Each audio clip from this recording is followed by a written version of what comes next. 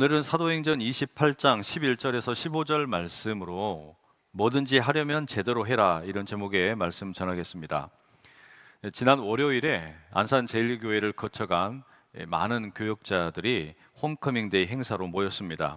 서울, 청주, 광주, 여수, 전주, 대전, 시흥 등 전국에서 40여 명의 목사님들과 사모님들이 안산을 방문했습니다.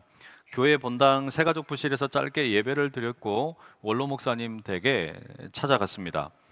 원로 목사님께서는 침대에 누워 계셨고 이 제자 목사님들이 한 분씩 안부도 여쭙고 근황도 전하고 손을 잡아드렸습니다. 인사를 마친 후에 목사님들 전체가 방에 둘러서서 찬송을 불렀습니다. 원로 목사님께서 즐겨 부르시던 301장 지금까지 지내온 것 함께 불렀습니다. 원로 목사님께서 참 좋아하셨어요. 그리고 성악가로 테너로 활동하시는 제자 목사님께 찬양을 하나 불러줄 것을 요청하셨습니다.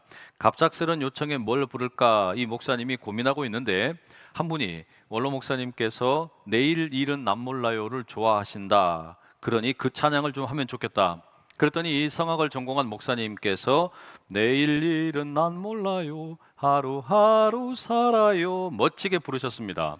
근데 앞불사 그 다음에 가사를 정확히 몰라가지고 이렇게 했어요. 그랬더니 이제 뒤늦게 다른 분들이 스마트폰으로 가사를 찾아서 여차저차 겨우 찬양을 마치게 되었습니다. 찬양을 다 들으시고 나서 원로 목사님께서 제자 목사님들께 이렇게 말씀하셨습니다. 뭐든지 하려면 제대로 해라.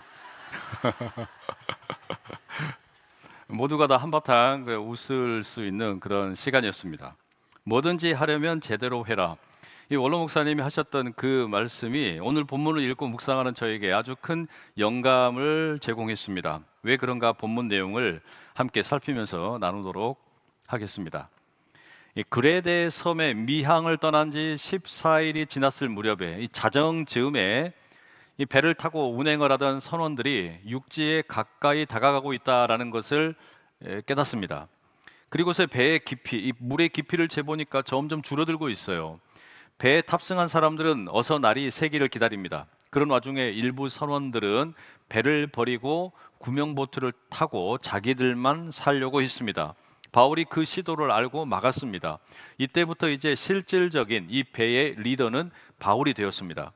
바울은 276명 모두에게 음식을 먹을 것을 권했습니다. 배를 탈출하려면 많은 에너지가 필요하니까 먹기 싫더라도 배멀미 때문에 아무리 힘들어도 먹어라 권했습니다. 서서히 날이 밝아오기 시작을 합니다. 육지가 보입니다. 다만 배를 안전하게 정박하는 게 쉽지 않습니다. 어렵사리 해변으로 배를 몰고 가긴 했는데 결국 배는 쿵 하는 소리와 함께 모래톱에 좌초되었습니다. 모든 사람들이 다 균형을 잃고 넘어졌습니다. 사방에서 사람들이 비명을 지릅니다. 배의 뒷부분은 파도에 휩쓸려서 완전히 부서졌습니다. 사람들은 온갖 방법을 동원해서 목숨을 구하려고 합니다. 백부장이 이때 이제 명령을 내립니다. 수영할 줄 아는 사람들 다 뛰어들어서 육지를 향해 헤엄친다. 실시. 수영을 못하는 사람들 판자가 됐든 뭐가 됐든 물건을 붙잡고 육지까지 헤엄쳐라. 이 백부장이 죄수들도 일반 승객들과 동일하게 탈출하도록 지시를 내렸습니다. 바울을 비롯한 죄수들 그리고 다른 승객들 모두가 다 배 밖으로 몸을 던졌습니다. 차가운 지중해 바닷물이 거의 이 숨을 먹게 만들었습니다. 몸이 순식간에 추위 때문에 얼어붙고 움츠러들었지만 또 심장의 박동은 점점 빨라집니다. 각자 나름의 방법으로 육지를 향해서 방향을 잡고 해안가를 향해 최선을 다해서 손과 발을 움직입니다. 올림픽 100m 결승전에 임하는 육상 선수들처럼 최선을 다해서 손발을 휘젓습니다. 그리고 한 명, 두 명 이제 육지에 도착하게 되었습니다. 1등으로 결승선을 통과한 것처럼 감격하며 땅에 무릎을 꿇습니다. 지난 2주 동안 바다에서 유라굴로와 같은 광풍을 만나서 고생했던 것들이 얼마나 힘들었겠어요? 마른 땅에 도착하자마자 살았다라는 감사의 표시로 땅에 키스를 퍼붓습니다. 그렇게 해안에 도착한 사람들의 숫자를 헤아려 보니까 276명 전원이 안전하게 상륙을 했습니다. 바울이 앞서 예언하기를 276명 우리 가운데 한 사람도 죽지 않을 것이다. 그러니 염려하지 마라 했는데 정말 그렇게 됐어요. 아마 그렇게 육지에 상륙한 사람들이 모두 다 바울에게 감사의 인사를 했을 겁니다. 바울을 비롯한 사람들이 도착한 곳은 멜리데라고 하는 섬이었습니다. 오늘날에는 몰타라고 알려져 있는 곳인데요, 이탈리아의 아주 남쪽에 위치하고 있습니다. 여러분 보시는 지도의 왼편 아래쪽에 보시면 멜리데라는 글자가 보이실 겁니다.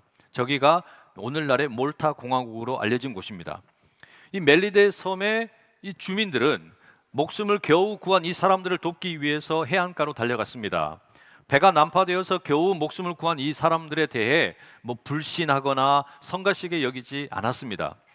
크게 환대를 해주는데 가장 먼저 한 것은 이 사람들이 지금 바닷물에 몸이 젖고 또 비가 내리고 있어서 몸에 젖어서 추위를 느끼고 있기에 불을 피워 주었습니다. 바울은 이 불을 피우는 일에 동참을 합니다. 나무를 한 묶음 가져다가 이제 불의 화력을 더 키우려고 했던 거죠. 근데 공교롭게도 그 나무 묶음 속에 뱀이 숨어 있었습니다. 바울이 이걸 몰랐어요. 3절의 말씀을 제가 세번역 성경으로 읽겠습니다. 바울이 나뭇가지를 한아름 모아다가 불에 넣으니 뜨거운 기운 때문에 독사가 한 마리 튀어나와서 바울의 손에 달라붙었다. 뜨거운 기운 때문에 뱀이 나뭇가지에 있다가 튀어나와가지고 바울의 손에 달라붙었다. 이게 무슨 말이겠어요? 다시 말하면 바울을 꽉 물었다는 이야기죠. 근처에 있던 멜리데 주민들은 이 바울에게 달라붙은 뱀의 모양을 보니까 맹독을 가진 독사라는 것을 알았습니다. 이 독사에 물린 사람들은 일반적으로 몇 분 안에 죽는 것이 당연합니다. 원주민들은 이제 바울이 곧 죽을 거라고 생각을 했습니다. 그리고 서로 이렇게 말합니다. 세번역 성경 4절입니다. 이 사람은 틀림없이 살인자이다. 바다에서는 살아나왔지만 정의의 여신이 그를 그대로 살려두지 않는다. 그러니까 가까스로 바울이 바다에서는 살아났을지 모르지만 결국에 정의의 여신이 바울을 이 뱀을 통해 죽이는 거다. 이렇게 원주민들이 생각했다는 거죠. 정작 바울은 뱀에 대해서 아무런 관심이 없습니다. 그는 뱀을 이 불 속에다가 그냥 너무 편안하게 털어버리고 이후에는 아무런 영향을 받지 않습니다. 지켜보던 원주민들이 이런 일을 본 적이 없어요. 맹독을 가진 독사에 물려도 죽지 않으니까 이게 정말 깜짝 놀랄 일이죠.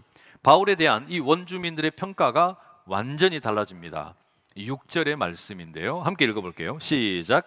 그들은 그가 붙든지 혹은 갑자기 쓰러져 죽을 줄로 기다렸다가 오래 기다려도 그에게 아무 이상이 없음을 보고 돌이켜 생각하여 말하되 그를 신이라 하더라.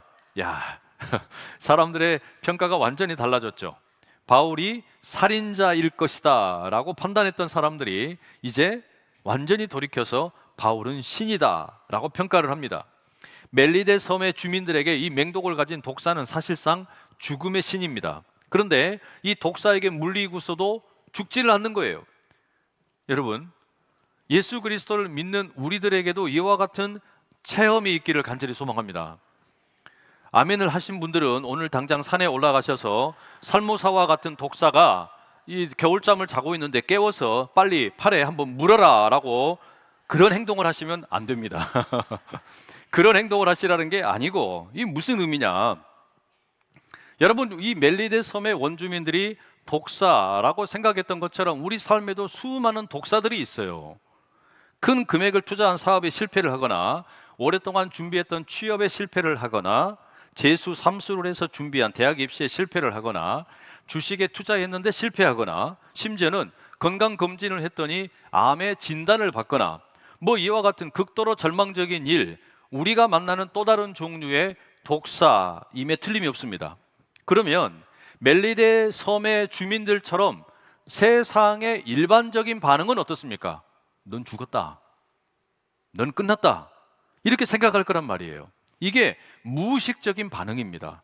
이건 생각하고 말고 할 겨를도 없어요. 그냥 무의식적으로 아이고 난 죽었다, 이제 사업이 망했으니 나는 끝났다, 이제 나는 입시에 실패했으니 끝났다라고 생각하는 게 일반적인데, 그러나 예수 그리스도를 믿는 우리는 바울이 독사를 너무나 대수롭지 않게 불에 털어버린 것처럼 세상에 그런 일이 내 믿음을 흔들 수 없다, 그래도 나는 절대 흔들리지 않는다, 이와 같은 담대함을 가질 수 있기를 축복합니다.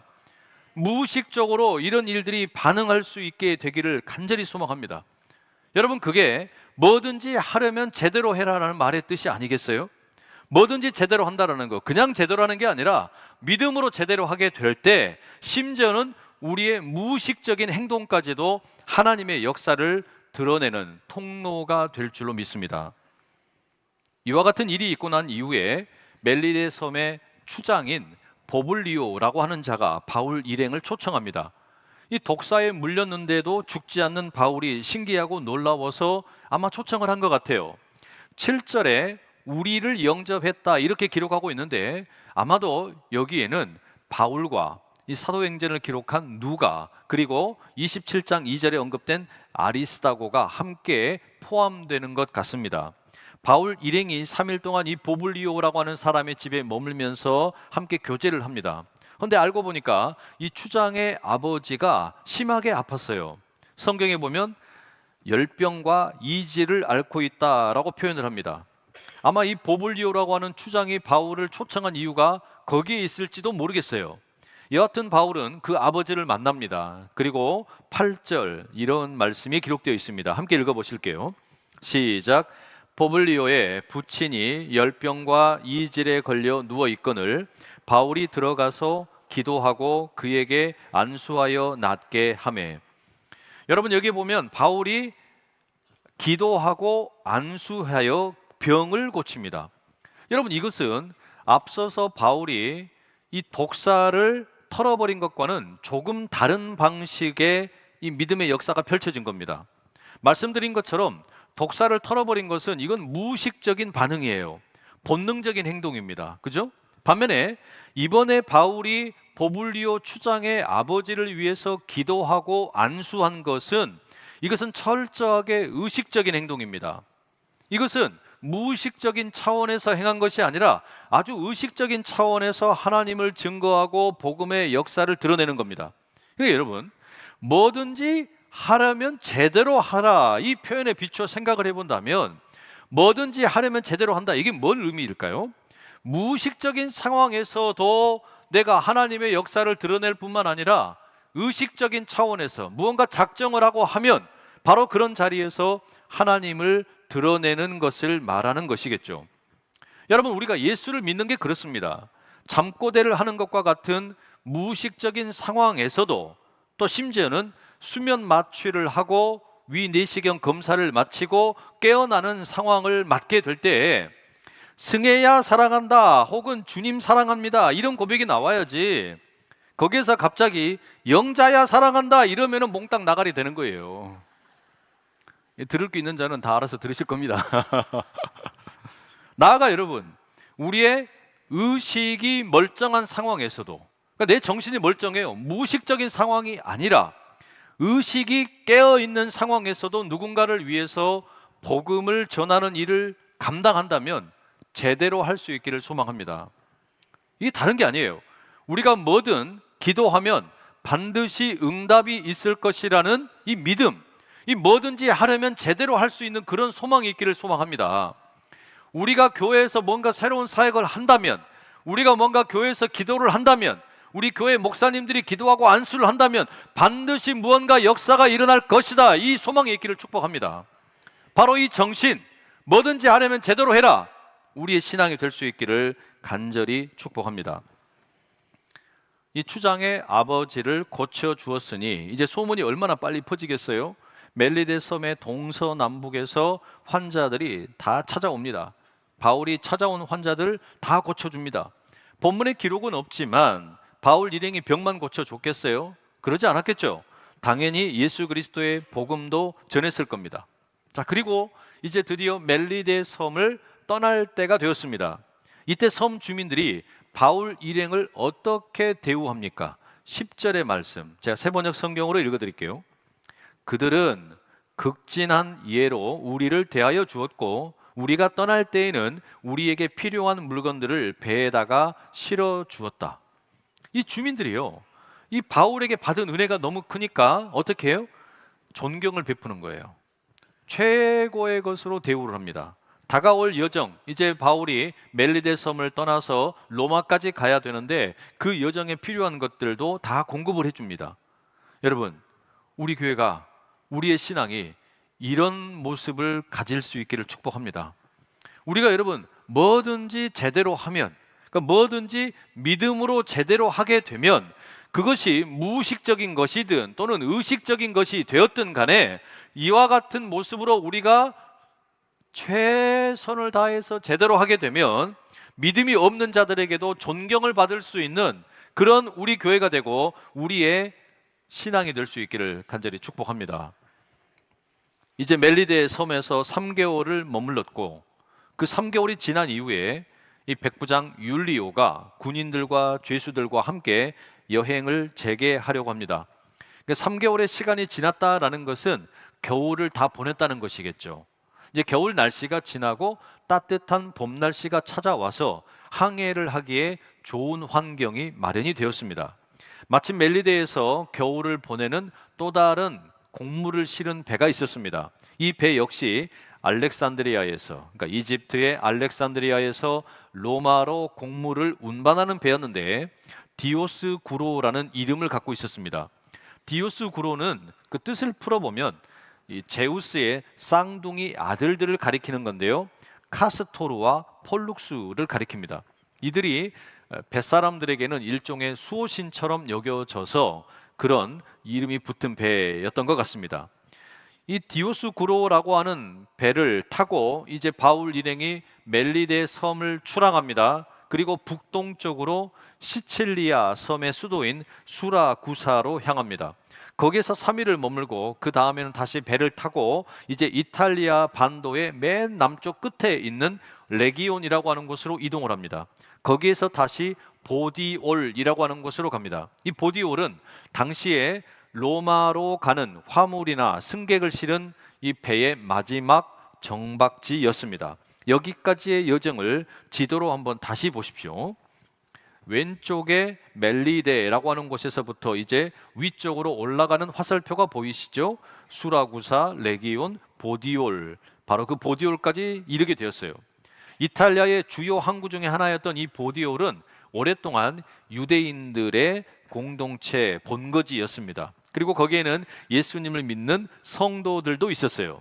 바울은 백부장의 허락을 받아서 그곳의 성도들과 7일 동안 함께 시간을 보냅니다. 아마 부흥회도 하고 음식도 함께 나누고 좋은 시간 보냈겠죠. 바울뿐만 아니라 보디올의 성도들에게도 의미 있는 시간이었을 거예요.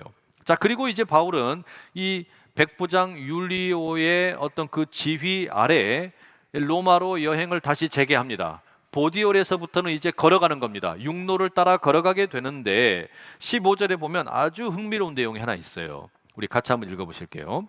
시작. 그곳 형제들이 우리 소식을 듣고 앞비오 광장과 트레이스 타베르네까지 맞으러 오니 바울이 그들을 보고 하나님께 감사하고 담대한 마음을 얻으니라. 바울이 로마로 오고 있다라고 하는 소식을 로마에 있는 교회 성도들이 알게 된 거예요. 이 소식을 들은 겁니다. 그랬더니 로마 교회 성도들이 그냥 앉아서 기다릴 수가 없어요. 교회의 대표단을 꾸려가지고 바울을 마중 나갑니다. 그 바울을 마중 나가서 만난 곳이 어디냐면 앞비오 광장이라는 곳이었어요. 이 앞비오 광장이 로마로부터의 거리가 70km 정도 됩니다. 엄청나게 먼 거리죠. 그리고 바울 일행이 또 함께 그렇게 마중 나온 사람들과 걸어가고 있는데 트레이스 타베르네라고 하는 여관 혹은 상점에 도착을 합니다. 여기는 또 바울이 이 로마로부터 한 50km쯤 떨어져 있는 곳이었습니다. 여기까지 또 다른 교회의 대표단이 찾아왔어요. 이 대단한 일이죠. 그러니까 지금 로마 교회 성도들이요, 바울을 맞이하기 위해서 마중을 나오는데 그 거리가 70km가 떨어져 있고 50km가 떨어져 있는 거리를 마다하지 않고 왕복으로 적게는 100km, 많게는 140km를 걸어서 갔다는 이야기입니다. 여러분, 이게 뭘 말하는 거겠어요? 바울에 대한 엄청난 존경심을 보여주고 있는 거죠. 바울이 로마에 오다니 저기 멀리 예루살렘에서 이제 소아시아 지역과 마게도냐와 그리스 지역에서 활동을 하던 바울 사도가 여기까지 오다니, 이 로마의 성도들이 그게 너무 감격스러워 가지고요, 바울이 우리에게 오고 있다라고 하는 그 사실 때문에 버선발로 지금 찾아가는 겁니다. 안산에서 70km 떨어진 곳이 어디쯤일까요? 천안? 글쎄요, 곤지암? 아마 그쯤 되는지 모르겠어요. 여하튼 지금 안산을 방문하는 분이 오고 계시는데, 여기서 여러분 우리가 천안까지 마중을 나가요. 여기서 우리가 곤지암까지 마중을 나가는 거예요. 이거 여러분 얼마나 정성스러운 일입니까? 그죠? 대단하죠? 예수 그리스도의 복음을 위해서 기꺼이 모든 것을 희생했던 바울인데, 그와 같은 희생과 수고를 로마 교회의 성도들이 인정해 주는 겁니다. 다시 말하면 바울은 그 한평생 예수 그리스도를 만난 이후에 뭐든지 하려면 제대로 해야 된다, 뭐든지 믿으려면 제대로 믿어야 된다, 이 신념 가지고 살아왔는데, 이것을 사람들이 알아주고 그걸 존중을 해주고 이 바울에 대해서 존경심을 보내는 겁니다. 아비오 광장 그리고 트레이스 타베르네에서 이 로마 교회 성도들을 만나게 된 바울의 심정이 어땠냐? 15절에 보면 그들을 보고 하나님께 감사하고 담대한 마음을 얻으니라, 이렇게 표현되어 있어요. 여기 중요한 게 바울이 다른 것을 본 게 아니고요, 로마 교회 성도들을 본 겁니다. 그들은 어쩌면 바울이랑 일면식도 없는 사람들일지도 몰라요. 한 번도 만난 적이 없는 사람들입니다. 그런데 지금 처음으로 이 아비오 광장에서 처음 만났는데 바울이 그들을 보자마자 너무 감격스러운 겁니다. 너무 힘을 얻고 담대함을 얻어요. 여러분, 바울이 지금 힘을 얻고 담대함을 얻은 것은 돈을 보고 얻은 게 아니에요. 무슨 직분을 보고 얻은 것도 아닙니다. 명예를 보고 얻은 것도 아닙니다. 권력을 보고 얻은 것도 아니에요. 성도들을 보고, 교회의 성도들을 보고 바울이 큰 위로와 격려와 힘을 얻게 되었습니다. 바울에게 이 용기는 너무나 중요합니다. 왜 그런 거 하니? 이제 바울이 로마에 들어가게 되면 바울은 사악하고 아주 괴상한 로마 황제 앞에서 재판을 받아야 됩니다. 자기를 변호를 해야 됩니다. 이것은 사실상 지금 바울의 인생의 마지막 시간을 보내기 위해서 걸어가는 것입니다. 그러니 바울에게는 다른 어느 때보다 더욱 용기가 필요하고 담대함이 필요한 그런 순간이었어요. 바로 그런 결정적인 순간을 앞두고 있는 바울을 위해 하나님께서는 누구를 예비하신 거냐면 로마 교회 성도들을 보내신 거예요. 로마 교회 성도들을 보는 순간 바울이 새 힘을 얻었어요. 용기를 얻었어요. 담대함을 얻은 겁니다. 여러분, 이게 뭘 말하는 거겠어요? 성도에게 가장 큰 용기, 성도에게 가장 큰 담대함이 주어지는 건요, 믿는 성도들과 교제하는 데서 오는 줄로 믿습니다. 안산제일 성도들이 이 용기를 어디서 얻는 거냐? 삶의 위를 어디서 얻는 거냐? 물론 하나님께서 우리가 예배할 때, 말씀을 읽을 때, 기도할 때 주시는 평안함과 또한 은혜가 있어요. 하지만 우리가 진짜 가슴 뭉클한 그런 어떤 이 감격스러움은 어디서 오냐면요, 사람과 사람이 함께 만날 때, 성도가 성도를 함께 만나서 삶을 나누고 마음을 나누는 그 자리, 바로 거기에서 성도들이 용기를 얻는단 말이에요. 그런 나눔을 통해 우리가 깨닫는 게 있습니다. 아, 주님만 바라보면서 헌신을 하는 게 절대 헛된 것이 아니었구나. 나 혼자 이렇게 믿음으로 살아가는 게 아니었구나. 내 옆에 있는 우리 성도님들도 말씀대로 살려고 이렇게 몸부림치고 있었구나. 우리가 그걸 함께 공감을 하게 되고 그게 경험이 되면요, 야, 내가 뭐든지 하려면 제대로 해야 되는데 내가 예수 제대로 믿기 너무 잘했다, 이 감격이 생긴단 말이에요. 여러분, 우리 교회 안에 이와 같은 인격적인 만남과 교제, 성도의 교통이 날마다 가득하기를 간절히 축복합니다. 어떤 젊은 남성이 스마트폰을 새로 장만을 했고요, 그리고 핸드폰에 이 번호를 바꾸게 되었습니다. 그런데 그때부터 모르는 이 연락처로 이 카톡이 계속 왔어요. 이런 내용의 카톡들이었습니다. 사진으로는 잘 안 보이실 텐데, 11월 21일 아들 너가 보고 싶은 날이구나. 11월 22일 날이 추워졌단다. 다시 너가 내 품으로 돌아왔음 해. 11월 23일 다시 태어나도 내 아들이 되어주렴. 꽃이 지고 낙엽이 떨어지는구나. 너가 제일 좋아하는 계절이다. 무슨 상황인지 대략 아시겠죠? 아들이 사용하던 핸드폰인데 불의의 사고로 아마 아들이 먼저 세상을 떠난 것 같아요. 근데 그 아들에게 이 엄마가 카톡을 남기는 겁니다.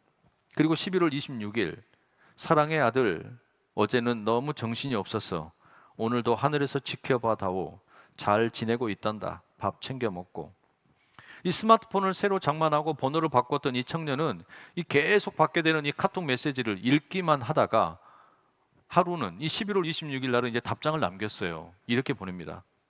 내 어머니 잘 지내고 있어요. 너무 걱정하지 마세요. 살도 찌고 운동도 잘하고 있으니 끼니 거르지 말고 마음 아파하지 마세요. 최고의 엄마였어요. 저도 사랑해요, 엄마. 이렇게 보내고 나니까 카톡을 보내던 그 어머니가 다시 답장을 보냈습니다. 너무 놀라서 넋 나가서 계속 보고만 있었네요. 이상한 사람으로 보지 않고 따뜻하게 말씀해 주셔서 고마워요. 매번 이렇게 카톡 보내도 될까요?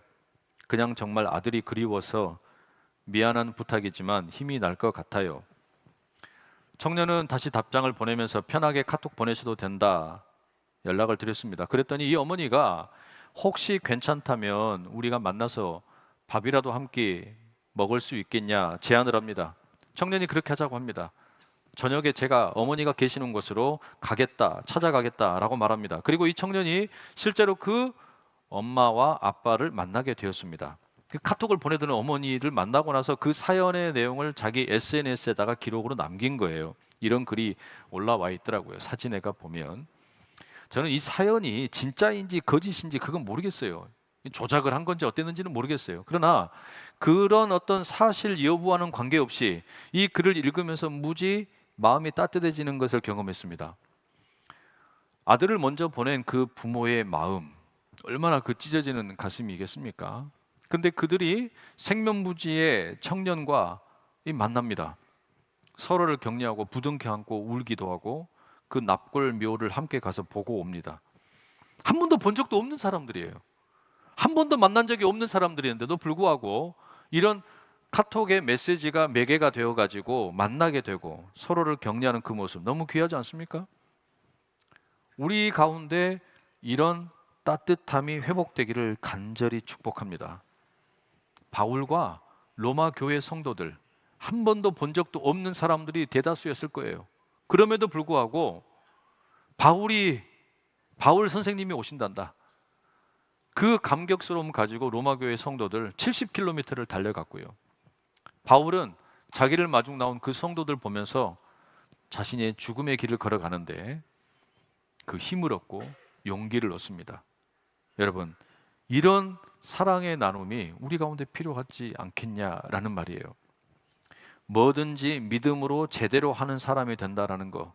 여러분, 그것은 무의식 중에도 주님의 능력을 드러내고 의식적으로도 하나님만을 자랑하고 성도와의 교제함을 통해서 담대함을 얻고 격려를 얻는 사람인 줄로 믿습니다. 날씨가 많이 추워집니다. 우리나라의 여러 가지 일들도 우리의 마음을 어렵게 만듭니다. 그럼에도 불구하고 세상이 아무리 흔들려도 예배하기를 포기하지 않고 역사의 주관자이신 하나님께서 모든 것을 심판하실 것이다. 이 대림절에 우리가 다시 오실 주님을 기다리는 가운데 그 주님의 심판대 앞에 모두가 서게 될 것이고 설령 이 땅의 현실이 아무리 어그러진 것 같아도 주님 앞에서는 모든 게 바로 설 수밖에 없을 것이다. 이 믿음 가지고 우리가 나라를 위해서도 그렇고 우리 자신을 위해서도 그렇고 함께 더욱 따뜻한 마음으로 나아갈 수 있기를 간절히 축복합니다. 기도하겠습니다. 사랑하는 주님, 뭐든지 하려면 제대로 하는 우리가 되기를 소망합니다. 그냥 제대로 내 열심으로 하는 것이 아니라 믿음으로 제대로 하고 싶습니다. 뭐든지 믿음으로 제대로 하는 사람은 무의식 중에도 주님의 능력을 드러내고 의식적으로도 하나님만 자랑하고 성도와 교제함을 통해 담대함과 격려를 받는 사람인 줄 믿습니다. 그런 우리가 다 되게 도와주시옵소서. 예수 그리스도의 이름으로 기도드립니다. 아멘.